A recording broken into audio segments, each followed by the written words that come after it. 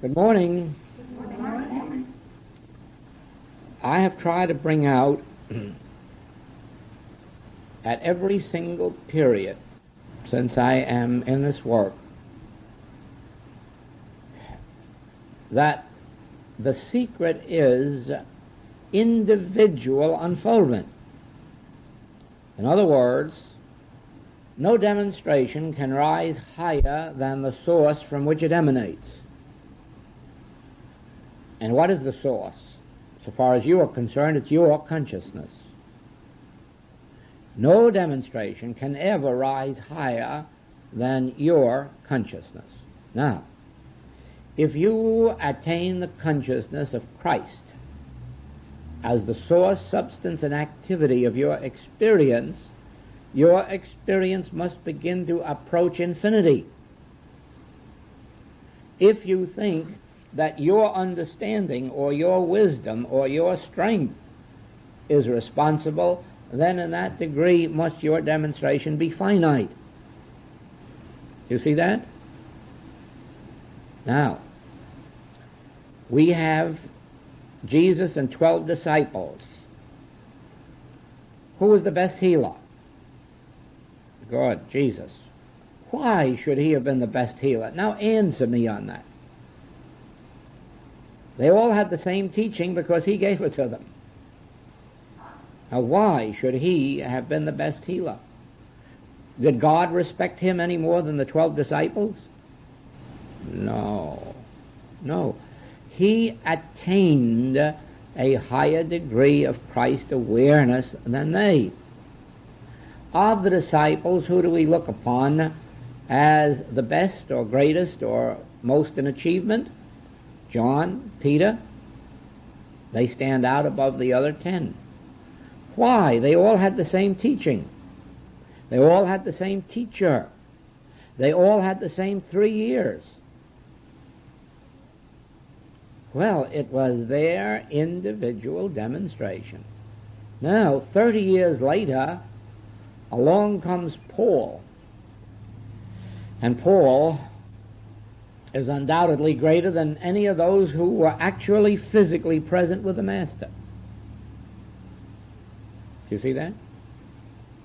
Why? He didn't have the benefit of the teacher. He didn't have the benefit of 3 years personal contact. Yet his consciousness rose higher than those who did. So it is. We are all in the same boat.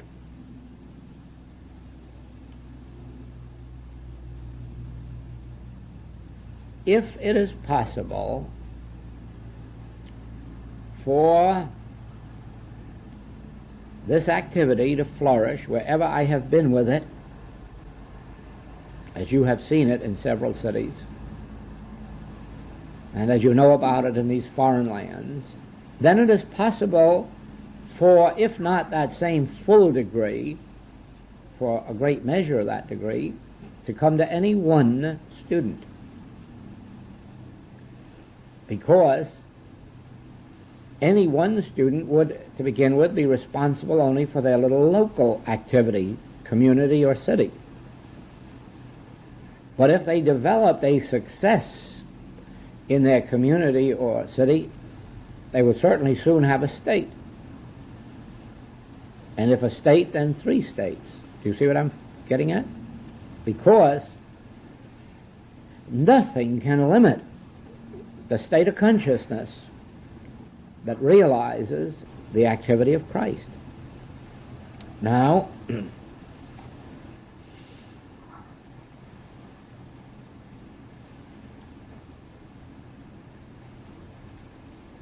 if an individual had the benefit of the foundational work that they receive in Christian Science, they can develop spiritual consciousness. It is probably the only metaphysical teaching on the face of the earth outside of the infinite way of which that could be said. There are individuals in unity and in New Thought who can attain spiritual consciousness, but not from those teachings. They would have to attain it in spite of those teachings, because the mistakes and errors of those teachings are so far beyond any truth that's in them that you'd have to rise very, very high above the teachings, above the limitations of the teachings, in order to achieve spiritual consciousness. But there is enough in Christian Science for anyone to do what, let us say, Bicknell Young did, Dr. DeLonge, Richard Davis, Nunn, so many others that we could name, who have really shown forth healing and teaching consciousness. Do you see that? Now, we should do better than they, because the Christian Science teaching embraces both a mental and a spiritual science. And your spiritual development would come only as you are able to brush aside the mental science and abide wholly in the spiritual science. In this we have no mental science. Even the letter of truth isn't a mental science, because it isn't anything that you rely on for your work. It is merely the foundation through which you open consciousness. But if you had Lao Tzu, Buddha, and Jesus Christ all combined as your teacher, and your spiritual centers were not opened, it would be of no value. There were many who had the benefit of Jesus Christ's teaching who amounted to nothing. We know of hundreds who had Mrs. Eddy's teaching and amounted to nothing. But a dozen became internationally known figures, all through their healing and teaching consciousness. Do you see that? Now, it is so with us. There is an infinity of people in this world. Even measured in numbers, there are 4 billions. And you can have as many of them for patients and students as your consciousness can embrace. There isn't any reason why any individual in the world can't have 1 million followers if their consciousness can embrace it. That is, if they attain that degree of spiritual consciousness. This isn't anything that isn't proven, and we don't have to go back to ancient days to prove it, but we can prove it by the followers that Mrs. Eddy has built in the world, the followers that Mrs. Fillmore has built in the world. Do you see what I'm getting at? The followers that Divine Science of Denver has built in the world, the followers that Father Divine has built, the followers that Brother Manders has built. How do they build those? Through their own consciousness. If there were any other way, everybody else could do it. If you could say, oh, newspaper advertising. Well, isn't newspaper advertising available to everybody? But newspaper advertising will not do it on any permanent basis. No kind of advertising will do it. Yes, it'll bring you a temporary inflow and it peters out. There have been many, many metaphysicians who have built up classes of 1,000 students. And then 20 years later, were having help for supply for themselves and for health. But you don't find those who developed their work through their degree of spiritual consciousness in that fix. Oh, no. No, Mrs. Eddy wasn't in that fix, and Bicknell Young wasn't, and Mrs. Fillmore wasn't, and so forth and so forth and so on. They had sufficient degrees of developed, cultured, spiritual consciousness that appeared outwardly as their patients, their students, their dollars, their properties. So it is today. Already in its young years, there have been several students of the infinite way who thought, because they saw what looked like my success, that they could go and do likewise. And if I could do it with the infinite way, they could do it with the infinite way. And they tried it and went nowhere with it. But you see, they tried it on the strength of the words infinite way, not on their consciousness of the infinite way. Now we have those who have the consciousness, and they have developed their own work, their own prosperity, their own patients, their own students, their own book sales, their own tape sales, all out of their own consciousness. Do you see that? Now, individually, we have the right to know that Christ is the activity of being. I will admit that there's quite a handicap in making a statement of that kind, because the natural question comes up, what is Christ? And then you see there's no answer, because it's an impossibility to tell anyone what Christ is. It is as if we were to say anyone can be successful in business if they have integrity. And then you say, but what is integrity? I want to get some of it. Oh yes, but it isn't something you can get. It's a quality of your being that you not only have, but actually that you are. And if you have realized it, you can go in any line of business, learn the physical details of it. The principles of business are all the same. Doesn't make any difference what line you're in. Wouldn't make any difference whether it's a corner grocery store or manufacturing dresses. The principle is all the same. You may have to learn a few different details of operation, but the principle that would make for success in one would make for success in the other, and the principle is integrity. But you can't define integrity, because you say honesty. Oh no, it's something more than honesty. So forth. Well, there it is, that word, Christ.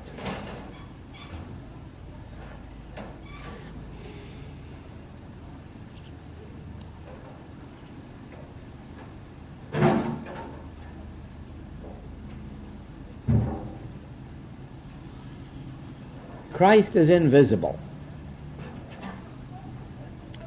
More than that, Christ can never be known by a human being. Christ can never be explained. Christ can never be understood.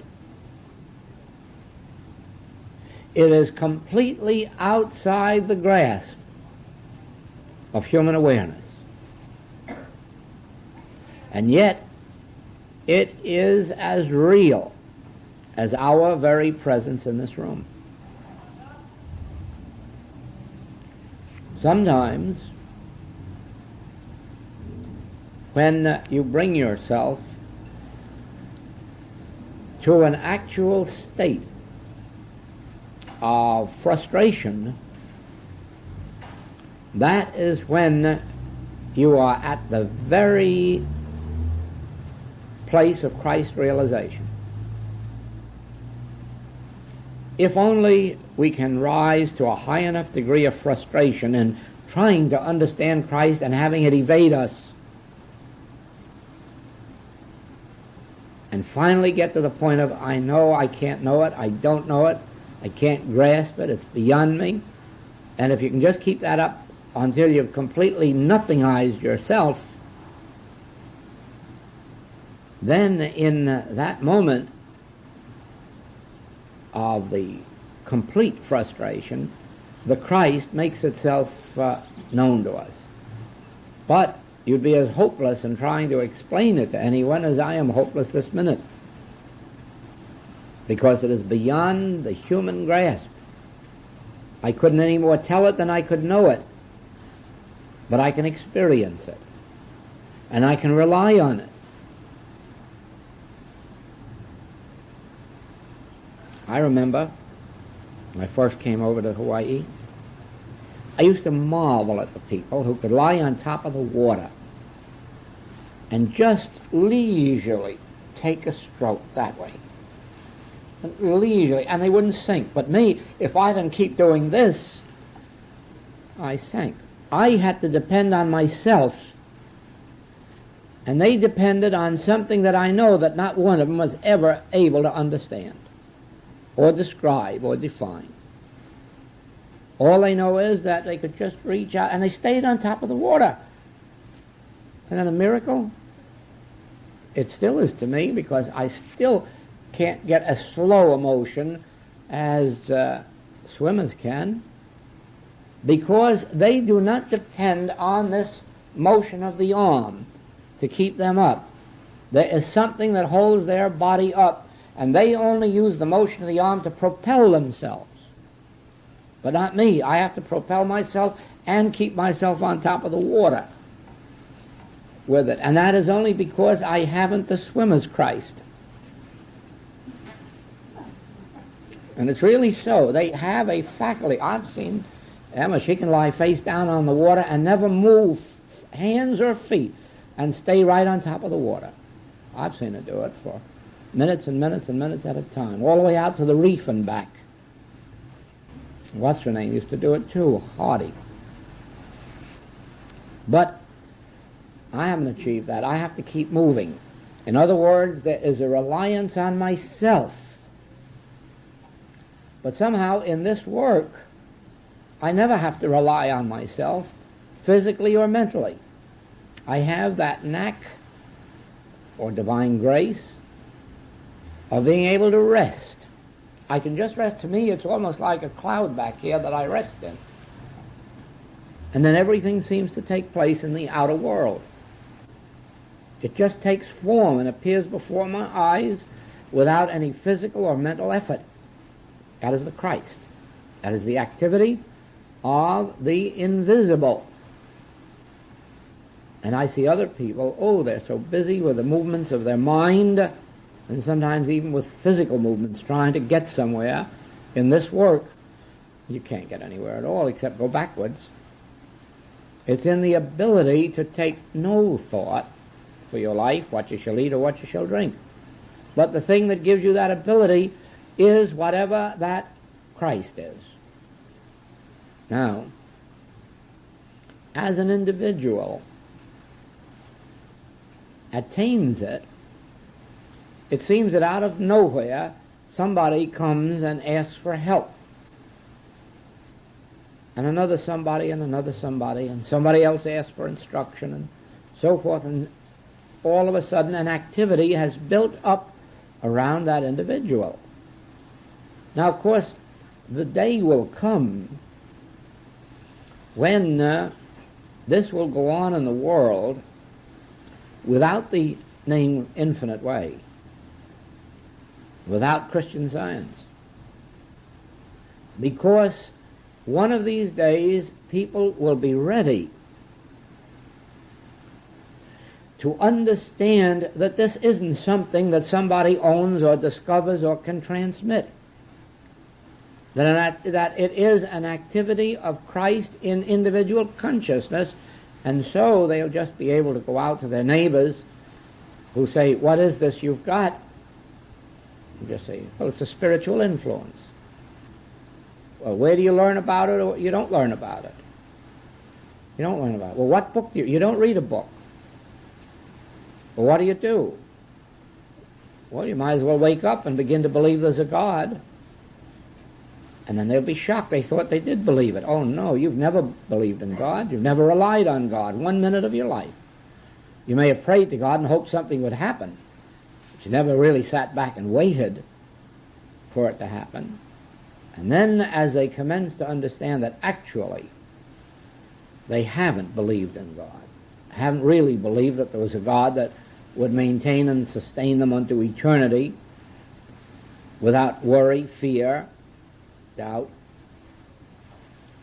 then they would begin to develop that Christ within their own being. And they will then make better progress than we who have had to come up through reading books, because we have had this period of mental activity which they will avoid. They won't have to go through the mental steps. Now, just think what it means when you come yourself to the realization there is a spiritual influence in this world.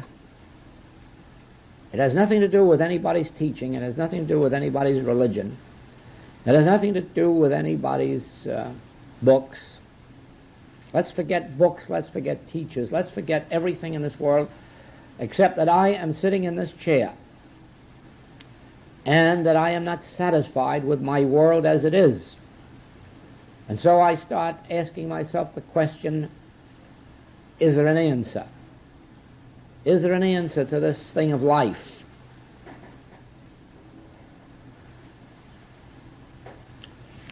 And as I ponder and as I question and as my thought thrashes around, pretty soon the idea will begin, well, you know, there must be a God, there must be a principle, there must be something or other. And so it may take days, weeks, months, years, but eventually it will reveal itself that there is a spiritual influence in this world, in this life.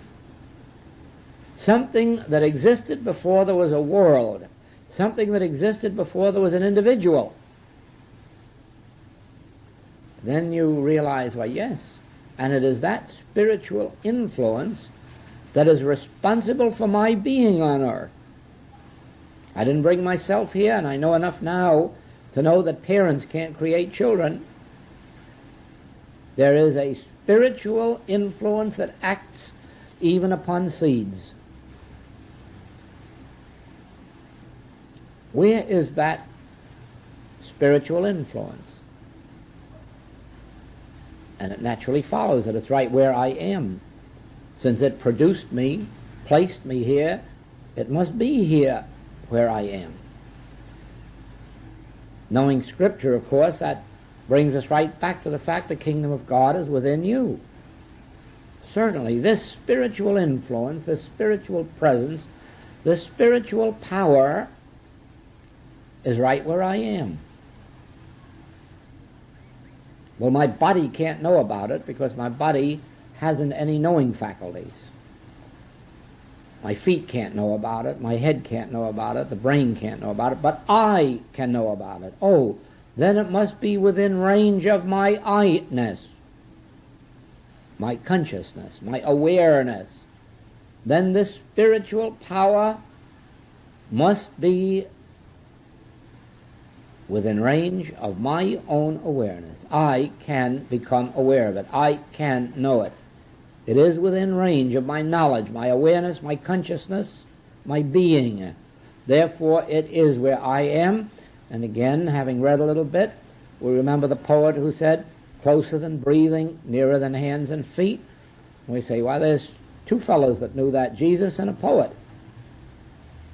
And do you see now that we've left out the words infinite way, and we've left out the words Christian Science, and we've left out unity and Catholicism and Judaism, and we find that none of those words or terms are necessary.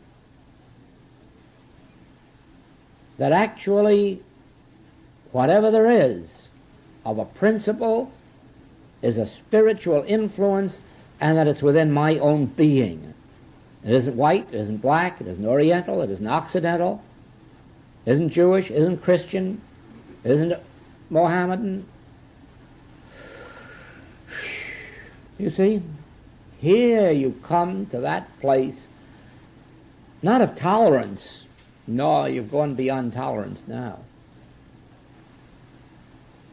You've almost reached the place of disgust with these great religious leaders who put names on this thing and then claimed they were their discovery, or that it was embodied within their teaching or their organization. Then you commence to understand that this thing called God, spiritual influence of Christ, is as free as the air, as impersonal as the air, and doesn't belong to anybody any more than the air does. Then you really commence to comprehend the idea of religion, true religion. True religion. You'll know why Lao Tse could say, if you could name it, it isn't that. Because now you can't name it, beyond saying, well, at least it's invisible, at least it's infinite. Well, now we can invent a new name if we want and call it the infinite invisible, but it'll only take one generation for somebody to do with the term infinite invisible what they've done with God or divine mind or Christ. They'll make it into something that you can explain, and then it'll be lost again. Who can explain that which is invisible? Who can explain that which is infinite? The only reason you're allowed to use the words infinite invisible is because it's a word beyond human, a term beyond human understanding. As long as you can agree that this thing called God is something beyond human understanding, you are approaching holy ground. Now, there is another question. How did all this start?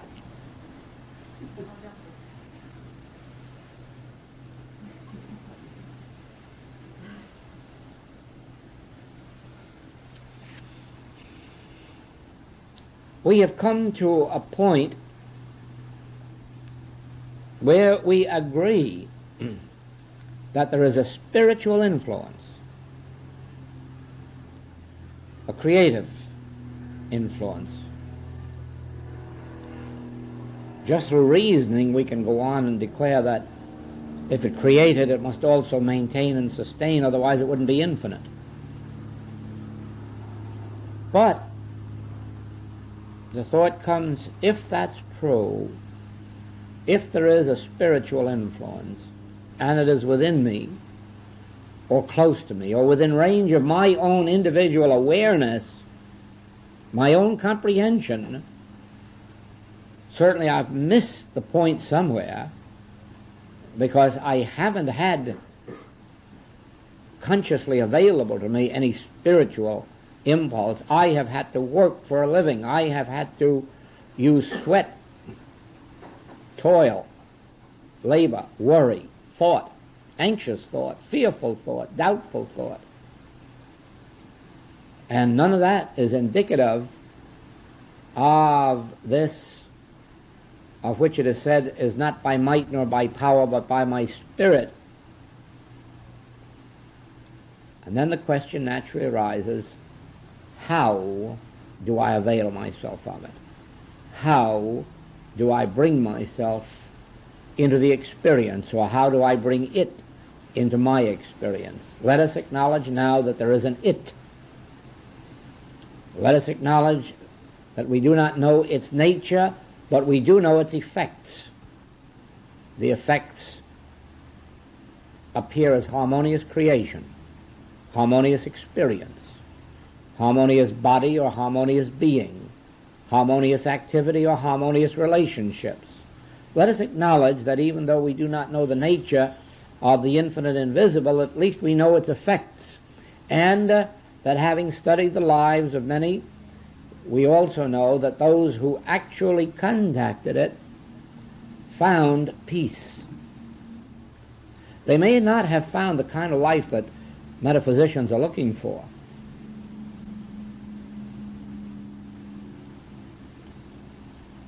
We may have to change our concept of what harmonious living is. I know that a great deal of the metaphysical world believes that harmonious relationship is indicated by the ownership of a Cadillac car. Might be heavily mortgaged, but riding in it is indicative of spiritual demonstration, or a big home, or something of that kind. And that is not true. That is not true. Spiritual harmony is made evident in a state of absolute contentment, peace, joy. The only discontent is that it provides a drive that does not leave us to just sit around and enjoy the physical good of life. In other words, once one has touched or been touched by that spiritual influence, there is a continuous divine discontent which comes no matter how joyous your experience or how successful, how healthy or how wealthy it is. There is still that divine discontent because you haven't achieved the full realization of Christhood. And it will drive and drive and drive. That is called the divine discontent. Very many of the mystics are disgusted when people come to them and say, I'm looking for happiness. And they say, what will you do with it after you get it? Rot somewhere? Because there is no happiness in the human sense for the person who achieves the Christ, except a momentary happiness. If someone came to them very ill or dying or dead, and they saw them raised up, there'd be a momentary sense of happiness that they had demonstrated the reality of Christ. But the chances are that they'd look out and see 3,999,000,000 more waiting, and that temporary sense of happiness would go, and the divine discontent would come again as to what am I going to do about this other 3 billion? So it is that one's idea of health, wealth, happiness, contentment, peace that passeth understanding changes. Different values become alive. And so you find contentment in very simple surroundings, but you still find the inner discontent because you realize how far your humanhood still is from the attainment or demonstration of its Christhood. Now,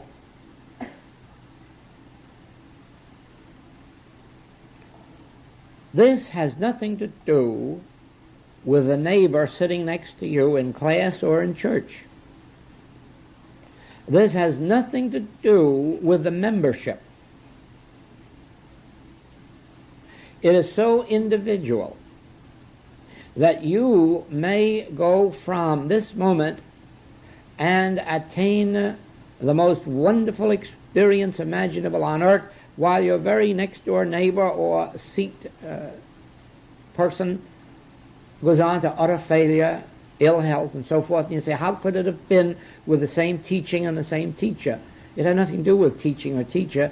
It had to do with individual consciousness. Do you see? Now, when you watch this work and you see one person out in the field being very, very, very successful, and you say, well, no wonder they're out there with that Infinite Way, and they've got those Infinite Way books and Infinite Way recordings, and Joel comes around once in a while and gives a class. No wonder they're successful. Don't you believe it? There are more who are failures with all of that than are successes, because it has nothing to do with any of those things. It has to do with what degree of attainment you individually achieve. The same way you may see a businessman go out and with what he understands of this achieve wonderful success in his business world. And you see another just getting nowhere with it, and yet both presumably practicing the same teaching. It isn't the teaching. No, it's whether or not an individual makes contact with that inner spiritual impulse or influence. As a matter of fact, That is all that the infinite way is. It's a revelation, or a restatement of the revelation, that there is a spiritual influence in this world. Some people call it God, and other people call it by other names.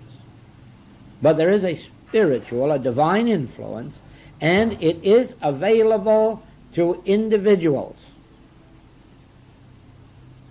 It is not available to collective groups, except as collective groups attain it individually. In other words, there have only been a dozen or two students in all of this series. And certainly it has been the highest unfoldment that I have witnessed in my career in the work. And what each one has gotten out of it has had nothing to do with what has been revealed, but what degree of it registered in their own consciousness. And it's the same thing as it goes out into the world in written form or on tape. You would be surprised at the experiences, the differing experiences that take place as students read the monthly letter. Some of whom it brings revelation and realization to, and others who, well, I don't know, if you could read some of the funny letters, you'd wonder what it was doing to them. And so it is with the recordings. From one city, I had the complaint that students feel that it's too much to expect them to listen to an hour of this. Couldn't they just have a half-hour recording? And then we have others who write in, well, I just had a letter this morning, or rather in yesterday's mail, saying that when they complete the evening recording after the meditation, students have asked, can't we have it over again before we go home?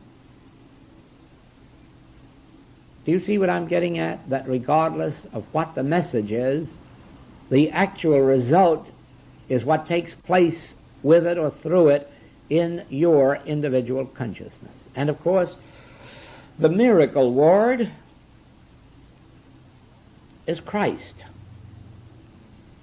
I don't know the meaning of the word, but that is the word. If there is another word for it, the Chinese had it, and it was Tao.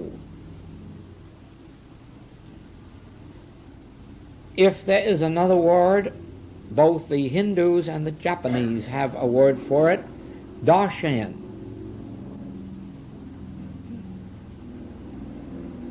But as far as we're concerned, the word is Christ.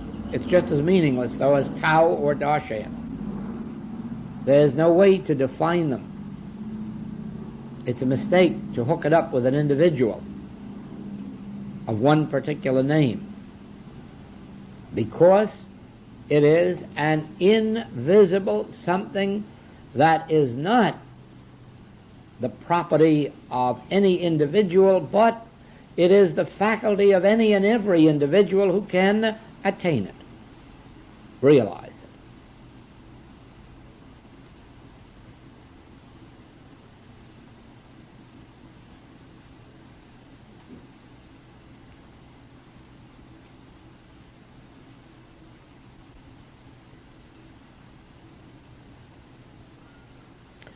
Philadelphus, what was the question that started all this? Oh, yes. Well, you see, a lecturer, a teacher, a practitioner in any of the metaphysical schools can present this in any way, under any name, in any form, if so be they themselves attain a measure of Christhood, of realization of this spiritual influence. Then whether they present it as one thing or another makes no difference, because this is to be found in the ancient manuscripts of India, and on this last trip I found it in an ancient manuscript of the Hebrews, that is, of the time of the year 1000 to 1100 A.D. I found this principle just as intact and perfect as it is presented in the infinite way. And they didn't use the word Christ. And yet, it was it. It was it. This spirit, the same spirit, the same transcendental, infinite, invisible that led this particular writer of the 10th century or 11th century to say that we have no right to believe that we can know anything about God except that God is. Of course, he should be paying me royalties for these last 10 centuries, shouldn't he? Do you see that? We have no right. Oh, he goes on to explain that too. And he says that if you were to say God is love, or God is wisdom, or God is strength, or God is beauty, you are saying no more than if you just said God is. Isn't that clear? Isn't that true? Because God constitutes all being, all strength, all beauty, all wisdom, all love. Could there be such things separate and apart from God? No, and so to say God is comprehensive enough. He saw that. I saw that. And then in India I found a manuscript of the 15th century, and he discovered the same thing. See that? These are universal truths.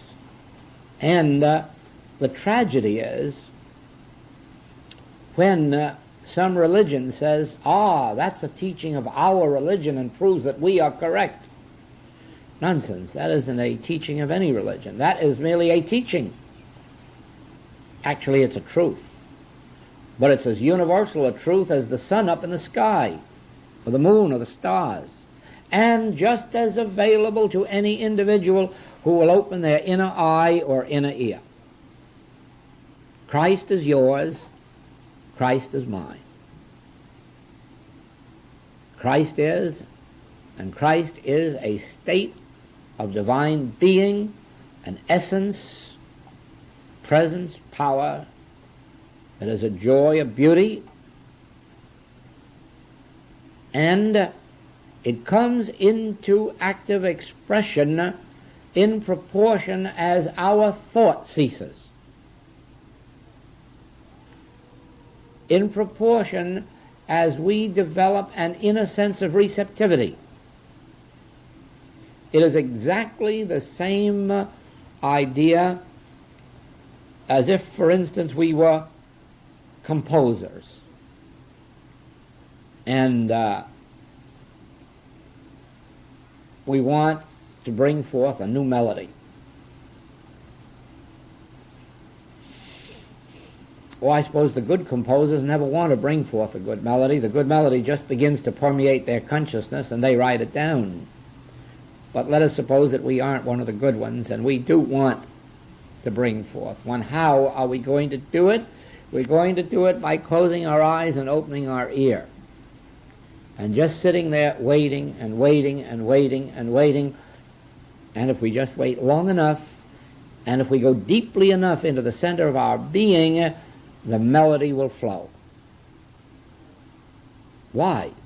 Music is just as infinite as God, because God is that which constitutes music. And so there could be no end to melodies, no end to new selections.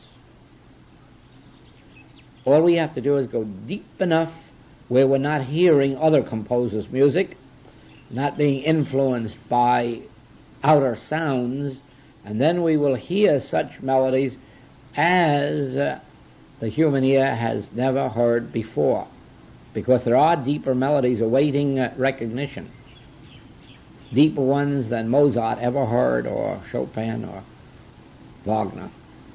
There are deeper ones. Why? Because nobody has yet plumbed the depths, the complete depths of God. And the nearer they get to that inner being, the more beautiful melodies will come forth, more beautiful poetry, more beautiful literature, more beautiful paintings, more beautiful sculpture, and so forth and so on. There is nothing that cannot be brought forth from the depths of our own inner being. No one need go outside themselves. Yet the activity will develop in what is called the outer world. The call will come to move here or move there or bring New York to Hawaii or so forth and so on. But the activity will appear in the outer realm, and it will appear as an outer activity, but it will only be brought forth in the same way that you're going to bring forth beautiful music, from the depths of the withinness. And that withinness may also be called Christ, Spirit, spiritual influence, spiritual presence, spiritual power.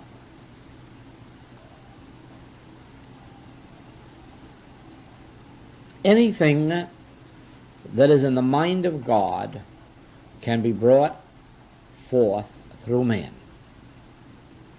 because God is the mind of individual man. And so the individual man has the full capacity of the Godhead. But that is only when his mind is very still. When the mind is very still, very peaceful, very quiet, then God is the mind of every individual, and any and every individual can bring through infinity in proportion to the quietness and stillness of the thinking mind, the reasoning mind. That doesn't mean that we want to get rid of the thinking mind or reasoning mind. We want to keep on using those in the way they were meant to be used, for reasoning and thinking. But we do not bring forth beautiful melodies by reason, but by inspiration. So we bring forth any form of human expression by inspiration.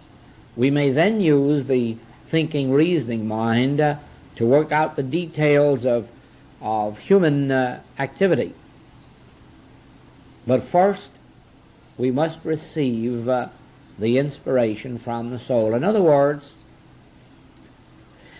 eventually we will all recognize that the soul, the spiritual influence, emanates from the soul, and that the soul governs both mind and body. Both mind and body are instruments for the soul. Then the mind will function perfectly, and the body will function perfectly. We must come to a place of realization that mind and body are functions of the soul. Soul animates mind and body. Soul uses mind and body as instruments.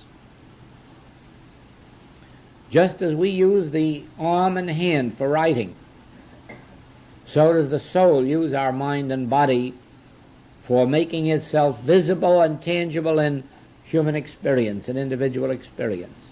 When we know that, we will quiet the mind and the body and let the soul come through, using the spiritual impulse as its means of reaching our individual consciousness. See this, then. There is a soul, and this soul is universal. It is the source of all that is, the source of all purity, purity of music, purity of architecture, purity of mathematics, purity of all experience.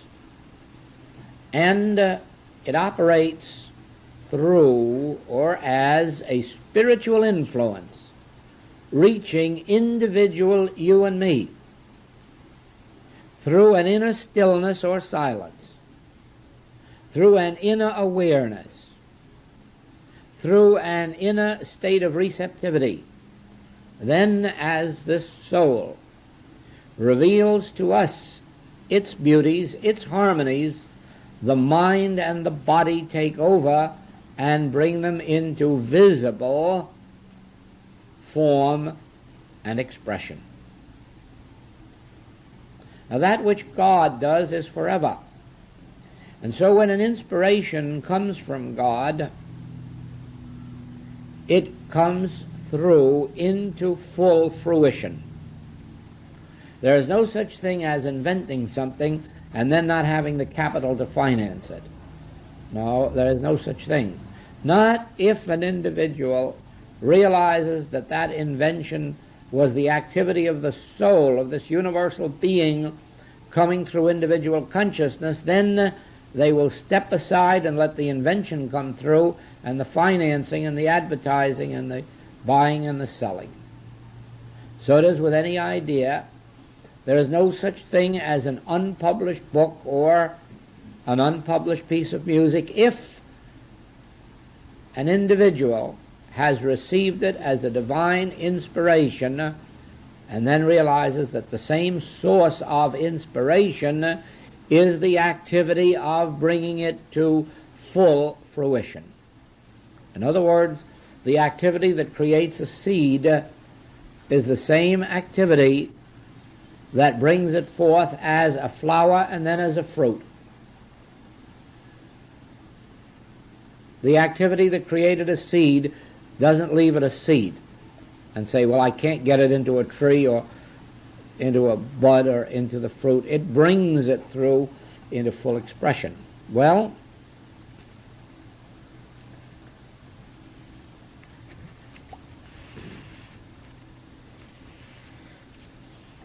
I was going to talk about this subject of supply.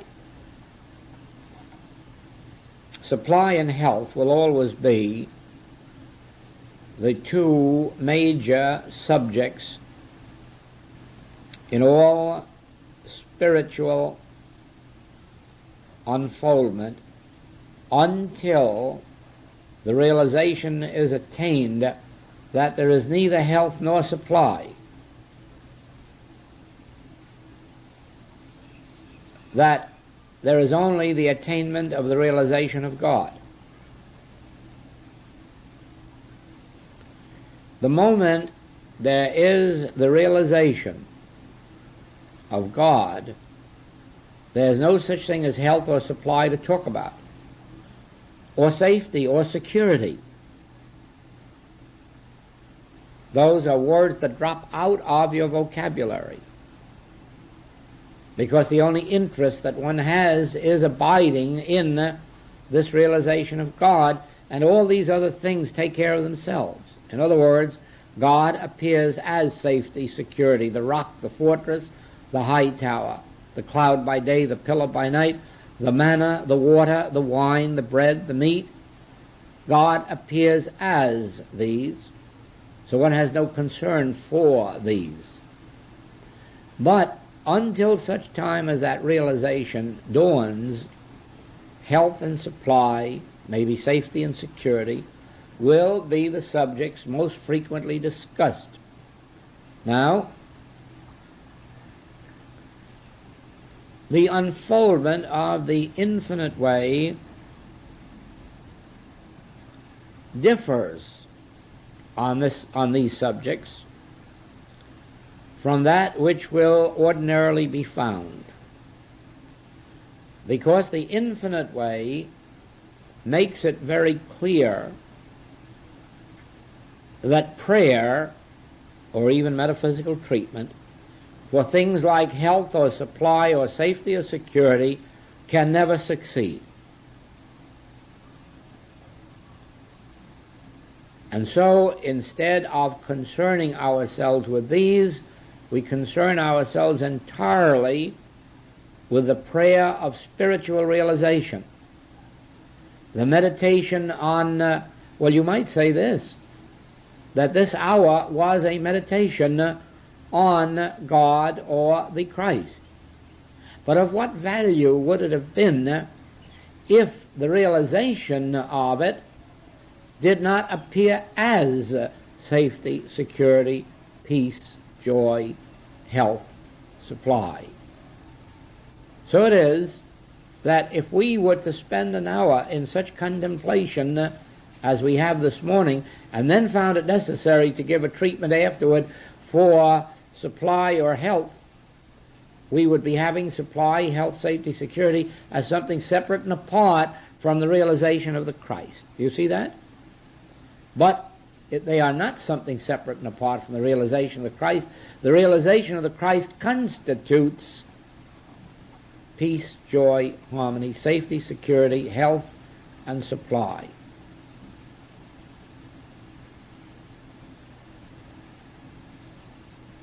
Ah, yes. In the world, when thought turns to supply, one thinks in terms of effects, such as crops, herds, dollars, properties. But in the infinite way, that is not true. None of those things are supply, none of those things constitute supply. And to think of them sets up a sense of separation from supply, because what is supply? The realization of God is the only supply there is. The realization of God is supply. Supply is something within you, not external to you. Supply does not grow on trees. Supply is not printed in a mint. Supply is never held in a safe deposit vault. They may be treasures, but they're not supply. They are the effects of supply. In other words, as long as there is God, there is supply. And as long as there is God, supply will appear as crops and herds and monies and securities and so forth. But try to think in terms of monies, securities, properties, and crops and herds, separate and apart from God, and you have the reason for wars and lawsuits. Wars and lawsuits are always fought over effects, something that's already in existence in the world and two people want them. Whereas, the moment there is the realization of supply, nobody wants them. Nobody cares who's got them or who owns them, because the realization of supply produces effects called crops, herds, securities, as they may be needed and beforehand. Try in every way to realize this. When you think of supply, instantly think of God or the Christ as supply. Do not permit yourself to think of any effect as supply, but think of these as the effect of supply. Without having the supply, God, you'll have to struggle hard to get the effects. Having the supply itself, which is God, the effects flow of their own accord.